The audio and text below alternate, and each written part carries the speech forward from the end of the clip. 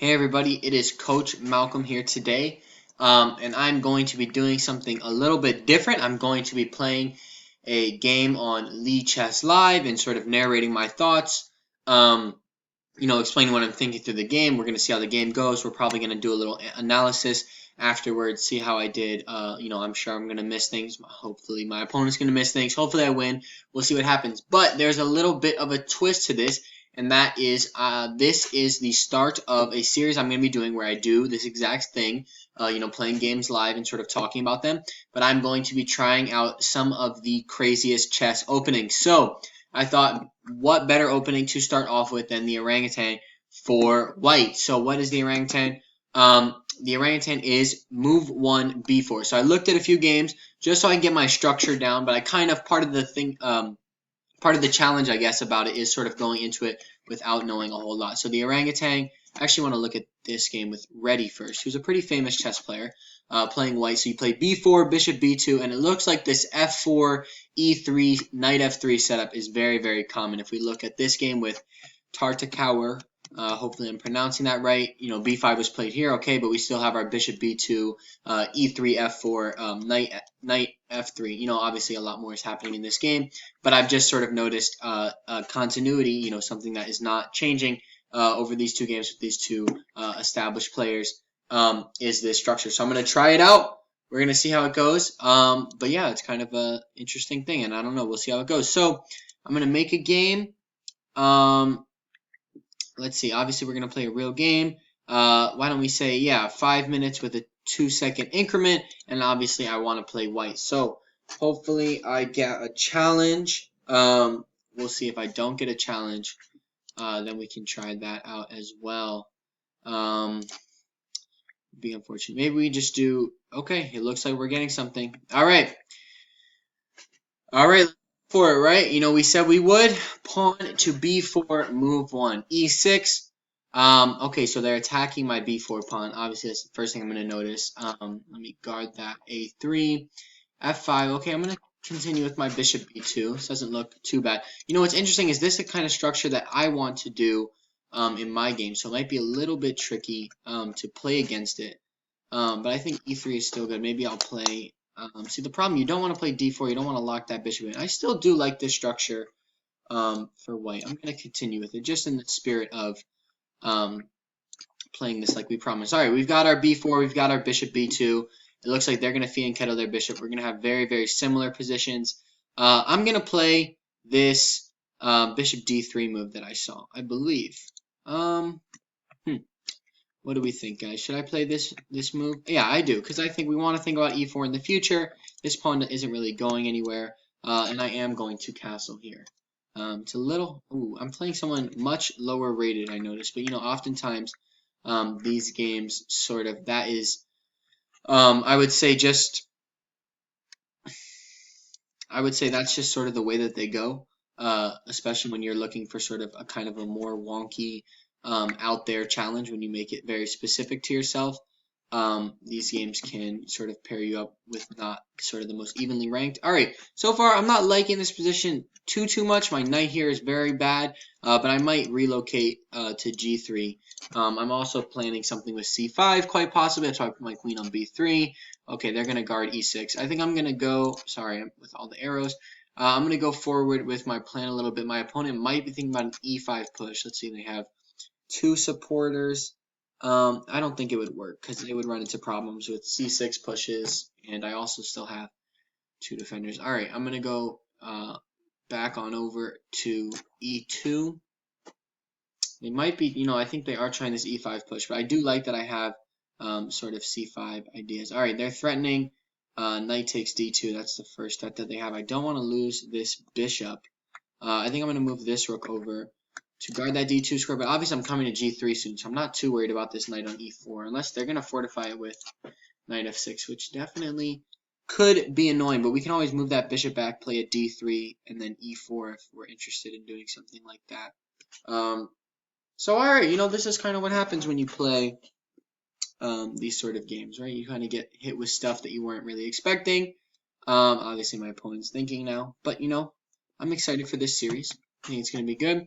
All right, knight f6, that's kind of what we talked about I'm going to continue with knight g3. My bishop could take on f6. I don't think it's the best idea. I'm fine with this pawn structure. I may even do a king f2, rook h1, if I feel like it as well. That could be interesting. You know, I'm not too scared of something like queen h5 or, well, queen h5. Yeah, knight g4 is a little, that's what I was just looking at. Knight g4 is a little bit problematic here, but I think that I will be all right. Maybe I can just try and go after this knight. What do we think, guys? Knight h2. I'm giving that light squared bishop a lot of power. But I mean, we can argue that I have the same amount of power with my dark squared bishop. It's interesting. Obviously, we don't have identical positions. You know, not even close to identical. But this structure just makes it, and then the fianchetto bishop makes it sort of very similar ideas. I feel like, you know, we don't have the same position. I have my bishop and my queen on totally different squares. Queen h5. All right, they're trying to checkmate me. That much is clear. I think I have to pretty much just take that. And then I am going to, you know, can I play this king f2 move? I'm just, you know, is there something going to happen? I don't think they can attack this g3 square too easily. I'm going to play king f2. I think it's all right for now. If I need to, bishop e2 is a good way to kick that queen out pretty quick. Maybe I'll have to readjust with that. So I'm not, yeah, maybe going forward, this bishop g3 isn't sort of the best option for us to work with. I think we can think of something better. Take a look at some more games. Bishop f6. Okay, he's challenging that bishop because he wants to bring that rook up to f6. I know what you're thinking. Don't worry, I know. I'm not going to give him the tempo. I'm going to play bishop e2 here. Well, yeah, I'm going to play bishop e2. Let's kick that queen out. Maybe she goes back to g6, right? That's what we were thinking. And now I think rook h1 is fine here. If they take my bishop, I'll just take back. All right, pawn push. Wow, this does not look too great. It looks like bishop h5 could be trapping the queen here. Maybe queen h6, bishop f7 is a bit of a, I mean, it's a piece and a rook. I think it opens up their position a whole lot. That looks good to me, right, guys? It's going to open them. Yeah, I like this. All right. Rook takes h6. Fine by me. Let's cause a little chaos, shall we? I'm going to play d4. Maybe try and open up this diagonal if I can, but it's hard for them to lock it up here. They've lost a key piece, folks. They have lost a key piece. So this isn't just a complete win here. You know, and this guy is definitely playing better than a 1300. I guess I'm up if we're doing strictly points. I'm up 1 point, but a queen is better than a rook and a bishop almost always. There are situations, you know, I'm sure positions you could come up with where that would not be the case, but I believe I'm better here. I have ideas with my queen diagonal as well. All right, I'm going to take, yeah, I'm going to take with my bishop. I can open this up. If they take, maybe I'll take back with rook, but I think I'd take back with pawn, actually. All right, I'm going to play d5. I'm threatening bishop takes f6 because that rook is now pinned. Hopefully, you know, setting up a little tricks, being a little sneaky. Hopefully they don't see it. But they've been playing pretty well. Bishop h5 was a sneaky move earlier. They did miss that. All right, so they are going to see this move. But I think here I have, well, first I'm going to take, yeah, I'm going to take on d6 first, and then d6 doesn't hang. Bishop takes f6, rook takes f6. It's not going to hang.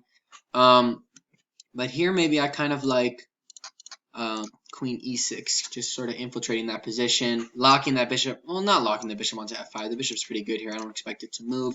Attacking f6, attacking d6. All right, so they're going to take. That was kind of expected, I would say. I'll take back with my rook. I'm going to watch out for sort of any ideas. You know, it could be trouble if a rook got on this second rank. But for now, I think I'm okay. Rook f6 check.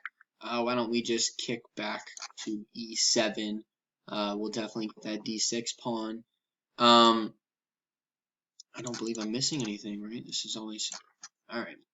Queen takes d6. Now we are up our pawn. All right, so you see they're threatening some sort of rook c2. A little bit of drama over there. I'm not liking that all too much. I'm going to hit him with a check. I can always play rook d2, though, and sort of avoid that. They might play rook c7, but I think I'm actually... I think I'm doing well here. King G6 is going to be met with, yeah, Queen E6 would have forked the 2, so they're obviously not going to go with that. Now Rook D2. I think Rook D2. Let's just play it safe for now. No need to go crazy. Maybe planning G4. Trying to unhinge. That's a good word. Unhinge that bishop right there. Not a horrible idea, right, guys? All right. So now Rook F7. I could play Queen E6, but it's not the fork that I want.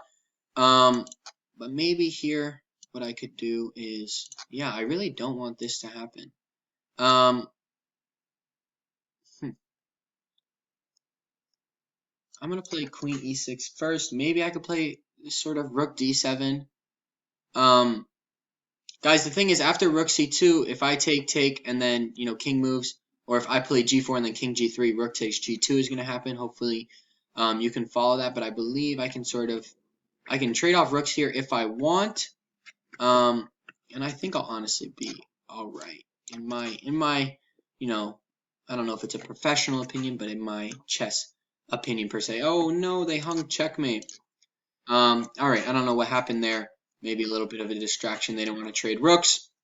Let's go to the analysis board for a second. Let's just start over quickly. Let's turn on our engine, see what we missed. B4, I think A3 is good. No, they want me to play Bishop B2. Oh, yes, what am I talking? Bishop B2, because then if Bishop takes B4, I guess you have this trap right here. All right, I don't think they would have fallen for that, but that's fine. A3 just helped me support it going forward. Anyways, we can go. Okay, so they say Bishop E2 is a little bit better here. I think that's fine.